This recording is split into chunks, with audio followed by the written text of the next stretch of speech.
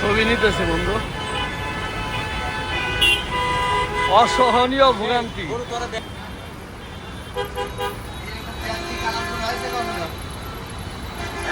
না, কালামপুরের ইতিহাসে এরকম জাম কখনো হয় নাই।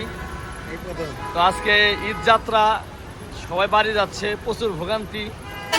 তো সলিমুল্লাহ ভাই, আজকের এই যানজট সম্বন্ধে আপনি সম্মানিত বিএনপি নেতা দু একটা কথা বলেন। কি আর বলবো, নারীর টানে সবাই বাড়িতে যাচ্ছে, একটু ভোগান্তি তো হবেই নাকি, যেতে হবে। তা ঠিক আছে, কিন্তু এই মানুষ কখন বাড়িতে যাবে আল্লাহ তাআলা জানে।